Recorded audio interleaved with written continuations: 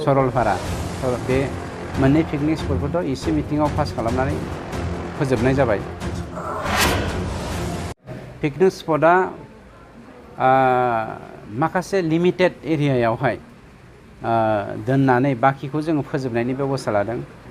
जेरै चौधुरी घाट आरो दाखालि आं थांनाया मा जायगामोनलाय सरलपारा बे मोननै पिकनिक स्पटखौथ' एसे मिटिंआव पास खालामनानै फोजोबनाय जाबाय। बेवहाय पिकनिक स्पट जानाय नंलिया। बाखि जेराव जेराव गोनांथार बेफोरखौ जोङो नायनानै फिसा फिसौखौ जोङो देग्लाय होनाय नङा। मानोना बेफोरखौ खमायलांनायनि जाहोनाव दिनै जोंनि सोलोंथाइ बिथिङाव मोजां जादों। पिकनिक स्पटआ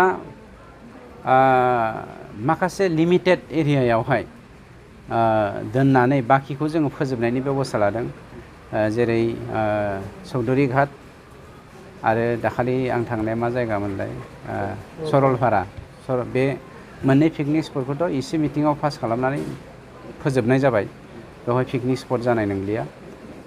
बाखि जेराव जेराव गोनांथार बेफोरखौ जोङो नायनानै फिसा फिसौखौ जोङो देग्लाय होनाय नङा।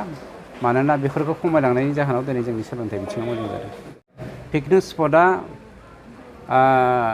माखासे लिमिटेड एरियायावहाय दोननानै बाखिखौ जोङो फोजोबनायनि बेबस्था लादों। जेरै चौधुरी घाट आरो दाखालि आं थांनाया मा जायगामोनलाय सरलपारा बे मोननै पिकनिक स्पटखौथ' एसे मिटिंआव पास खालामनानै फोजोबनाय जाबाय। बेवहाय पिकनिक स्पट जानाय नंलिया। बाखि जेराव जेराव गोनांथार बेफोरखौ जोङो नायनानै फिसा फिसौखौ जोङो देग्लाय होनाय नङा।